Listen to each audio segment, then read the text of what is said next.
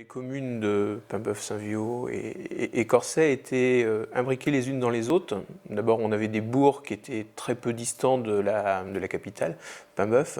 On appelait ça à l'époque Paimboeuf-banlieue. Le petit bourg de Corsay, où il y avait, la commune de Corsay, il y avait 990 habitants. La commune de Saint-Viaud, il y avait 1500 habitants. Et puis Paimboeuf, il y avait 2300 habitants. Donc autant Paimboeuf était composé, je dirais, d'une population de fonctionnaires et d'ouvriers liés aux trois industries présentes sur Paimboeuf, autant les communes de Saint-Viaud et de Corsay étaient très rurales. Les communes à l'époque étaient très différentes sur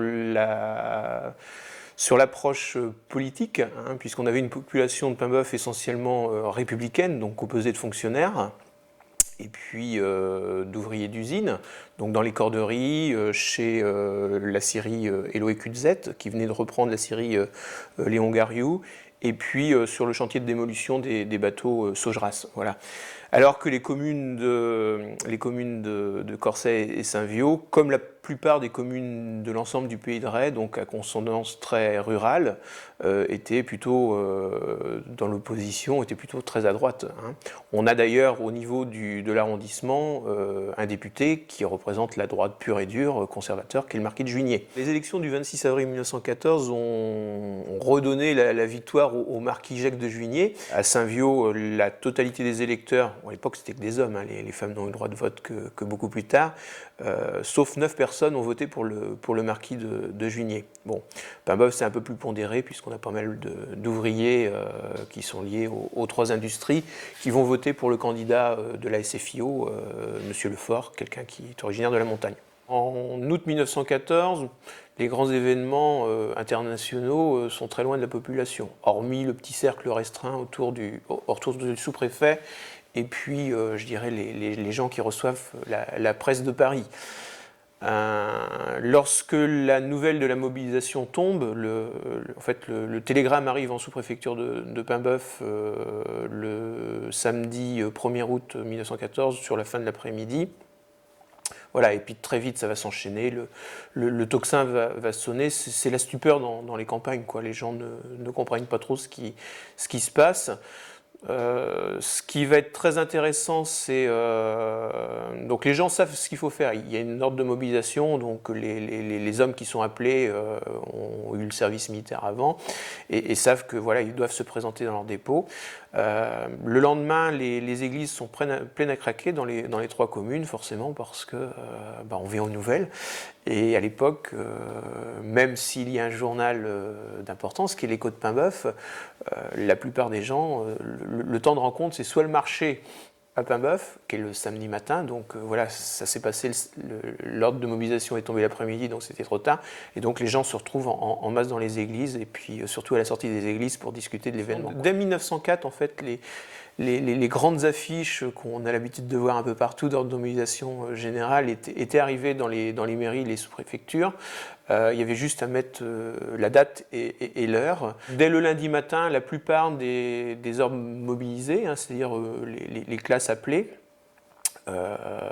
ont pris d'assaut alors à Corsay, la petite gare de Corsay, puis surtout à Paimboeuf, à la fois la gare et puis l'estacade du port pour prendre le vapeur, pour récupérer Donge et puis les dépôts.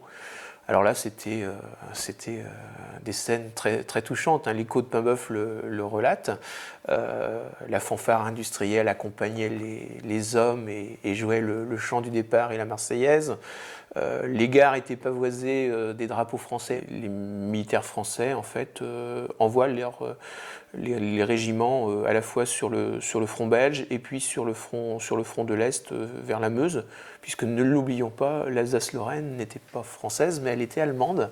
Donc les plus proches villes telles que Verdun ou Lunéville sont en première zone de front. La bataille de Messins, donc, ça se trouve dans les Ardennes belges. Ça se passe le 20 août 1914. C'est l'une des plus grosses batailles d'août 1914 avec une hécatombe tant au niveau français qu'au niveau allemand, hein, plus de 4000 tués côté français et 3600 du côté allemand. Et les premiers tués, ce sont des Vitaliens et des Pimblottins à la bataille de Messin. Alors la nouvelle arrivera beaucoup plus tard, puisque cette partie-là va être envahie par les Allemands, et donc les corps ne seront restitués aux autorités françaises, et la nouvelle des décès certifiée que vers 1917. Et les premiers tués des 3 communes, c'est cette bataille de Messin qui a laissé des traces. Il y a une grande nécropole à Messin, dans les Ardennes belges, où il y a un calvaire breton, puisqu'on envoyait, c'était l'époque où on se méfiait un petit peu des gens qui arrivaient de la Vendée, de la Loire-Inférieure et des départements bretons, et on a envoyé un petit peu au casse-pipe ces régiments-là, en sachant que ils allaient sans doute être sacrifiés, pour l'exemple. Très vite, on l'a vu, la bataille des frontières est une bataille perdue pour les troupes alliées, et les Allemands progressent très très vite. Donc, fin août 1914, le gouvernement qui est à Paris s'enfuit, enfin il descend vers Bordeaux, et c'est la panique générale. Donc il faut fuir la région parisienne, où sont amassés un certain nombre de gens qui avaient fui les villes à la fois du nord et de l'est face à l'avancée allemande. Le préfet de l'époque, qui vient juste d'être installé, M. Louis Moret, va en 24 heures mettre sur place un plan d'accueil d'extrême urgence. Il va imposer aux mairies de réquisitionner les écoles, les établissements publics pour accueillir les familles de réfugiés. Les réfugiés, ce sont essentiellement des vieillards et des femmes et des enfants, les hommes étant mobilisés et partis au front. Le 1er septembre, en gare de Paimboeuf, 300 réfugiés qui arrivent de la ville de Verdun. Alors c'est vrai qu'en 1914, en septembre 1914, la ville de Verdun, ça disait pas grand-chose aux gens du coin. Bon, peut-être que 4 ans après, l'accueil aurait peut-être été différent. À cette époque-là, donc, le petit train qui arrive de Nantes-État en soirée, donc, va déverser 300 vieillards, des femmes et des enfants sur les quais de la gare de Paimboeuf, qui sont aussitôt répartis à la fois sur Paimboeuf, mais également sur Saint-Brevin, sur Préfailles et sur Saint-Michel par le biais du tramway. Le petit train de la côte de Jade. À Saint-Brevin, notamment, les réfugiés de la région de Verdun sont accueillis dans la nouvelle école qui venait d'être créée et qui finalement n'accueillera pas les enfants pour la rentrée scolaire. Les enfants vont retourner dans la vieille école et la nouvelle école va servir de lieu d'accueil aux réfugiés de Verdun. Dès le lendemain, les gens sont répartis à nouveau dans les communes avoisinantes, notamment au niveau de Saint-Viaud. L'orphelinat Leray a dédoublé ses lits et va accueillir 2 ou 3 familles pendant tout le temps de la guerre. On a des familles qui vont rester jusqu'en 1922, notamment la famille de Mout à Paimboeuf, qui va rester dans la rue Pasteur en attendant que sa maison soit reconstruite à Verdun. Alors la guerre de 14-18 a été une bénédiction pour Paimboeuf. On l'a vu, petite population. On est passé pratiquement de 4500 habitants à la Révolution française à 2300 à l'aube de la guerre de 14-18. Bon, pour un phénomène assez simple, puisque l'avant-port de Nantes est passé de Paimboeuf à Saint-Nazaire, donc toute la partie économique s'est transportée sur la rive nord, et Paimboeuf mourait doucement de sa belle mort. Il y a un fait guerrier qui va être très important pour la région, c'est le front belge en 1915, en février 1915, avec les attaques au gaz du côté allemand. Et là, l'état-major français se rend compte qu'il a 3 longueurs de retard par rapport aux forces allemandes, et il doit rattraper son retard industriel sur la production d'armement et de gaz. Il cherche des lieux d'implantation pour créer des usines chimiques et d'armement, et c'est Paimboeuf, entre autres, qui est retenu. Alors le choix de Paimboeuf peut, un siècle après, paraître un peu paradoxal. puisqu'il n'y avait aucune raison que le choix de l'état-major s'arrête à Paimboeuf, puisqu'on voit bien la rive nord est beaucoup plus industrialisée, notamment on a Saint-Nazaire qui a un port très très grand, on a la ligne de chemin de fer Nantes-Saint-Nazaire qui est beaucoup plus modernisée que la petite ligne qui va de Paimboeuf à Nantes en passant par Saint-Hilaire-de-Chaléon. Alors, il y a deux hommes qui interviennent dans ce choix-là, c'est René Moritz, un industriel du nord de la France qui connaît un peu la région, et puis Paul Amab-Gn, qui est un Vitalien qui a l'état-major au niveau de la marine, qui dans des comités a dû peser dans le choix de Paimboeuf. Une pétrolerie qui est en fin d'exploitation sur le champ de Mars, ça sera là que sera créée la première usine chimique de Paimboeuf. Très très vite, en septembre 1915, les premières exploitations de produits chimiques pour l'armement sortent des usines. Bon, l'enquête d'utilité publique est bâclée en 2 jours. Le préfet rend son arrêté très très vite. Et puis dans la foulée, René Moritz redemande l'ouverture d'autres usines sur un site complètement inexploité où il y a une ancienne poudrière qui est le Haut-Paimboeuf, là où étaient construits les bateaux au moment de la Révolution. Ça a un avantage, c'est que les terrains sont libres de toute habitation. Et très très vite, en fait, il faut se rendre compte que le visage de Paimboeuf va complètement basculer, la population va être multipliée par 3. Les soldats du génie et les territoriaux viennent construire les usines. Alors en 1916, au plein cœur du conflit, les hommes valides, les actifs, sont sur le front. Pour faire tourner les usines, on a besoin des anciens, mais on n'en a pas suffisamment.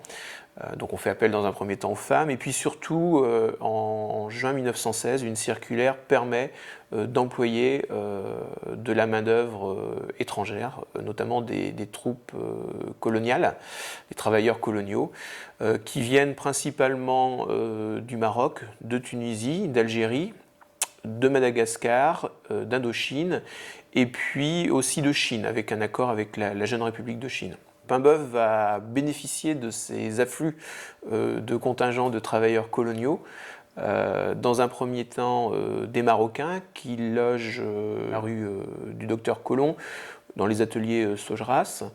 Un contingent de 200 Marocains, ils sont rejoints par des Algériens au gré des demandes des industriels, des directeurs des usines. Et puis on va voir arriver en juin 1916 les travailleurs chinois, essentiellement employés au niveau du transport sur le port pour décharger. L'image des coulis chinois est bien présente. La réglementation en vigueur est très stricte vis-à-vis des travailleurs étrangers. Ils sont cantonnés, c'est-à-dire qu'on essaye d'éviter le mélange entre les communautés. Il y a un contrat de travail qui n'est pas le même. Bon, ils sont un petit peu exploités. Ils sont dans des conditions d'accueil très très rudes. Ils sont dans la promiscuité et les conditions d'hygiène sont très très misérables. Les travailleurs chinois notamment vont intégrer les baraquements qui ont été construits pour les prisonniers allemands près du cimetière. C'est pour ça on parle encore aujourd'hui du camp chinois. Les Marocains vont faire des fêtes qui vont rester dans la population. Notamment, on a eu pendant très longues années au niveau du Haut-Paimboeuf la fête de l'Arabie, ça date de cette époque-là. Mais les relations sont très tendues entre les gens du coin et ces populations. Pour preuve, là encore, l'écho de Paimboeuf, qui relate des risques et des crépages de chignons entre toutes ces populations. Le ministère de l'Intérieur crée sur Paimboeuf en fait une brigade un peu spéciale sous la férule d'un commissaire de police spécial d'ailleurs, M. Panzer, avec deux adjoints qui essayent de faire régner l'ordre sur la petite bourgade de Paimboeuf banlieue, parce que du coup il n'y a plus suffisamment de place dans Paimboeuf, donc les gens vont dans les fermes de Corsay ou de Saint-Viaud, dans les bourgs de Corsay et de Saint-Viaud pour s'héberger et puis venir travailler aux usines. En fait, une autre nationalité va arriver à Paimboeuf, les États-Unis d'Amérique. En fin 1916, les Allemands déclarent la guerre sous-marine à outrance.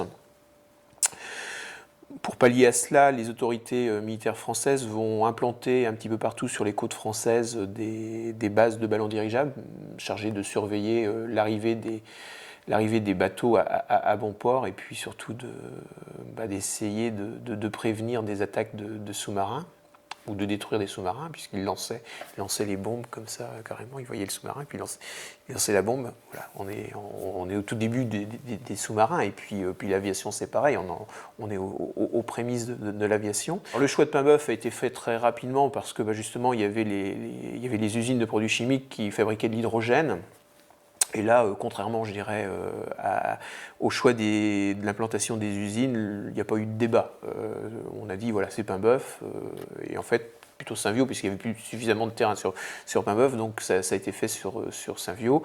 La base est montée très très vite, puisque il y avait les constructions métalliques. La base est décidée en février 1917. Les États-Unis, qui sont touchés par cette guerre sous-marine à outrance, basculent dans le camp des Alliés et déclarent la guerre également aux puissances allemandes et autrichiennes. Et les Américains vont faire le choix de débarquer leurs troupes de soldats à Saint-Nazaire. Autant dire que la base de Paimboeuf, qui surveillait la zone maritime de Belle-Île jusqu'à l'île de Léron, est d'importance.